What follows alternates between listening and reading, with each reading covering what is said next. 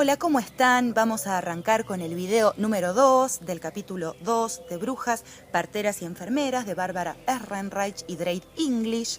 En el video anterior estuvimos hablando de cómo en el siglo XIX los médicos varones universitarios empiezan a querer monopolizar la medicina, a profesionalizarla, es decir, convertirla en una actividad de élite, y cómo esto lo que genera, bueno, por supuesto que esto se hace con leyes que a partir de 1830 empiezan a prohibir el ejercicio de la medicina para quienes no tuvieran título, y esto lo que genera entonces es un movimiento de insurrección que en realidad fue un movimiento de insurrección general, motorizado sobre todo por el movimiento feminista y el movimiento obrero, que tuvo un ala sanitarista que se llamó Popular Health Movement o Movimiento por la Salud Popular y que duró 50 años, de 1830 a 1880.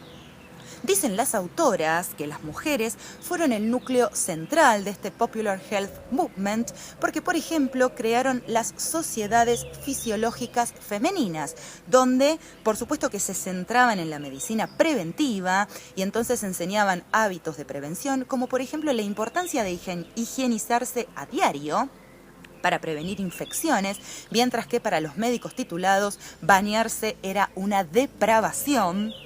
También marcaban la importancia de usar ropa holgada, que no apretara el cuerpo y que no impidiera la circulación de la sangre.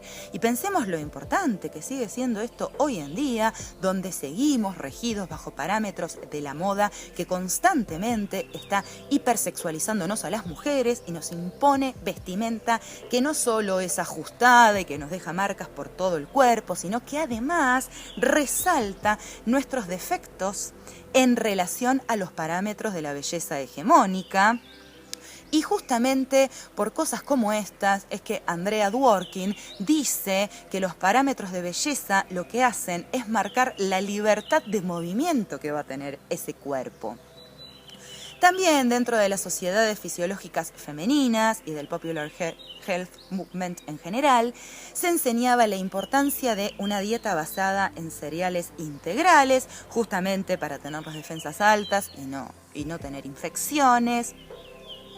Por supuesto que enseñaban métodos de anticoncepción, eran aborteras, y también enseñaban nociones básicas sobre el cuerpo humano, es decir, enseñaban cómo funcionaba el cuerpo para que cada persona también fuera agente de su propia salud, y por eso dicen las autoras que en este sentido estas sociedades fisiológicas femeninas podrían leerse como el antecedente de los grupos de autoconocimiento y de concientización que formaron las feministas radicales a fines de la década del 60, donde insistían también en esto de conocer nuestro propio cuerpo, siendo que nuestro cuerpo fue algo negado para las mujeres, ¿no? Y por ejemplo repartían espejos para que las mujeres vieran sus vaginas. La mayoría, por supuesto, que en ese momento lo estaba haciendo por primera vez.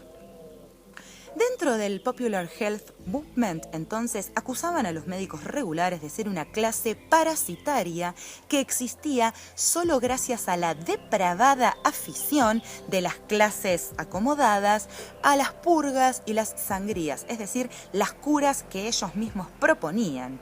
Y también acusaban a las universidades de ser lugares donde se enseñaba a desdeñar el trabajo y a ver el trabajo justamente como una actividad inferior. Es decir, para el Popular Health Movement, las universidades eran centros que enseñaban a despreciar el trabajo de servicio. El sector más de izquierda, más radicalizado del Popular Health Movement, llegó a plantear incluso que estaba mal, que era inmoral cobrar por curar. El sector más moderado lo que hizo fue empezar a incorporar los distintos conocimientos que siempre se basaban en métodos de sanación amables con el cuerpo y en concordancia con las leyes de la naturaleza, como el uso de hierbas. Entonces se empezaron a formar estas distintas corrientes dentro de la medicina, como por ejemplo la corriente ecléctica o la corriente homeopática, que justamente nace en este momento, y estas distintas corrientes de la medicina se empezaron a llamar sectas. Entonces, dentro de este contexto, los médicos regulares se veían como una secta más, cuya particularidad era esto de proponer las curas heroicas de las que hablamos en el video anterior, ¿no? De intervención directa sobre el cuerpo mediante cirugía, mediante sangría, mediante purgas, métodos agresivos. Esto lo que generó, por supuesto, fue un auge de los sanadores populares y ya para 1840 la mayoría de estas leyes que prohibían el ejercicio de la medicina para quienes no tenían título habían caído en casi todas partes porque fue la misma sociedad quien motorizó justamente esto. En este momento, el feminismo se estaba congregando alrededor del derecho al sufragio.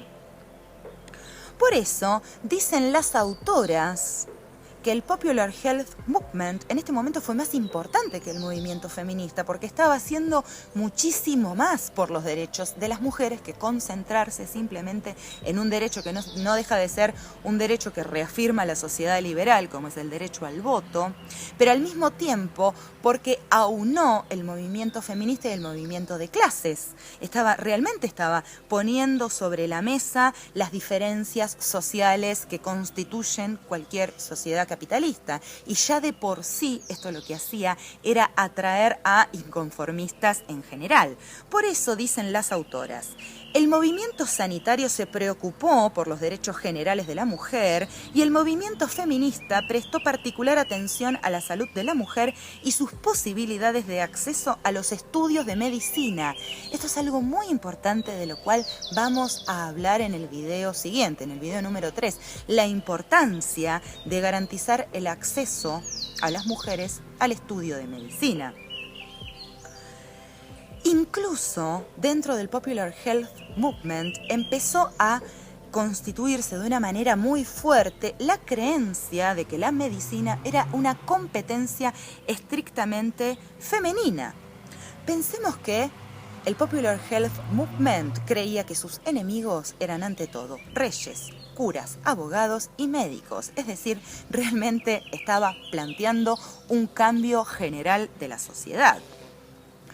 En este sentido, por esta importancia que se le dio a las mujeres dentro de esta ala sanitarista de este movimiento de insurrección popular, se empiezan a formar escuelas mixtas de medicina como la Eclectic Central Medical College de Nueva York, que abre en 1839, y escuelas directamente para mujeres de medicina como la de Filadelfia o la Boston Female Medical School, que abrió el 1 de noviembre de 1848.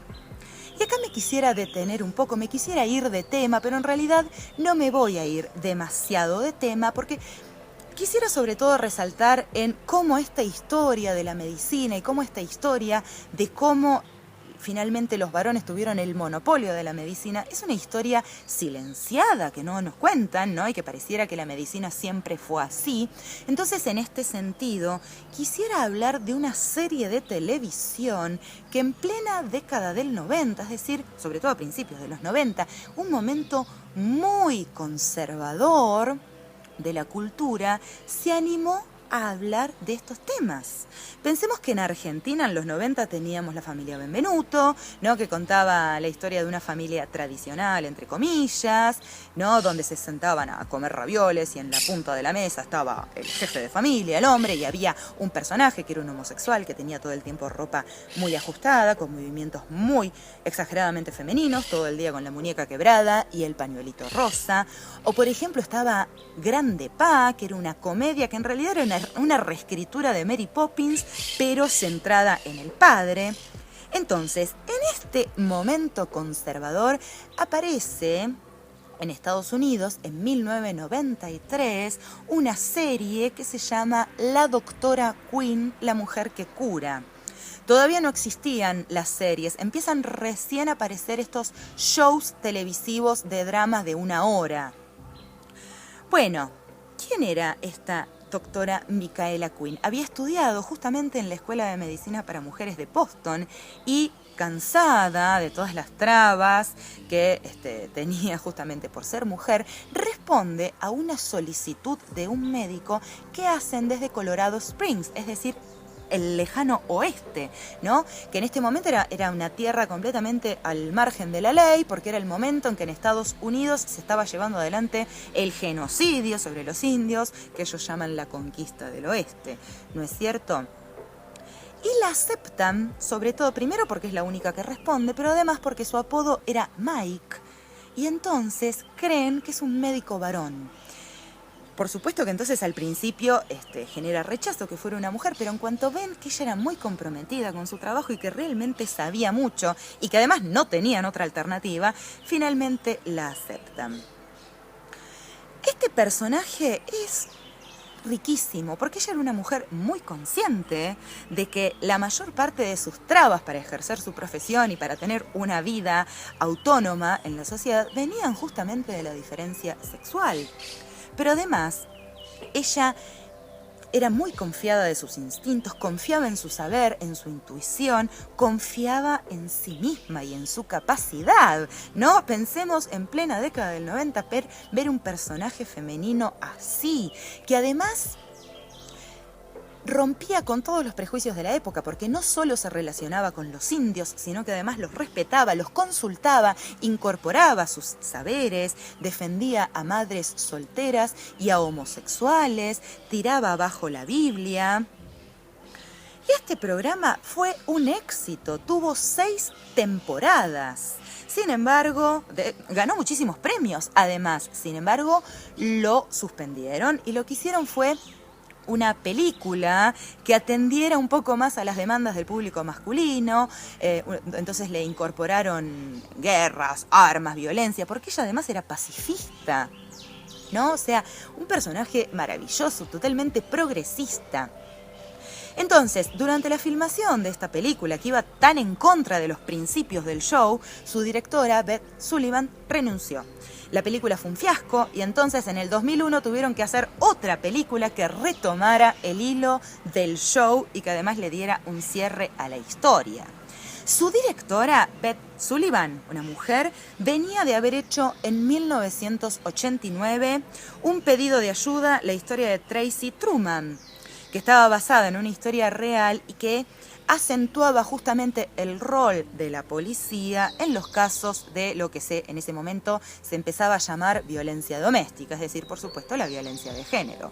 Esta película, un pedido de ayuda al caso de Tracy Truman, se empezó a pasar como parte de la capacitación de la policía de Los Ángeles. Pensemos la importancia de esto.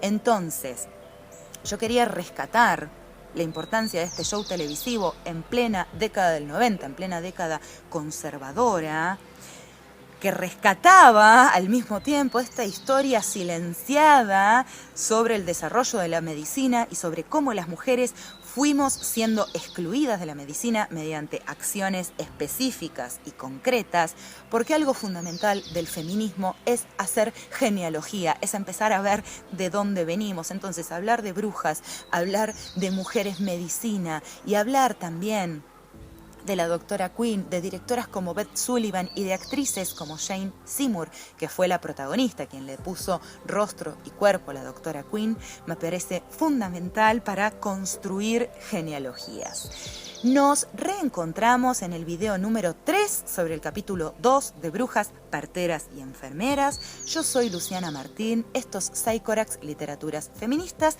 así lo encuentran en Facebook, en Instagram y en el canal de YouTube, al que también pueden suscribirse. Y si se quieren enterar de cada vez que subo un video nuevo, toquen la campanita. Nos vemos.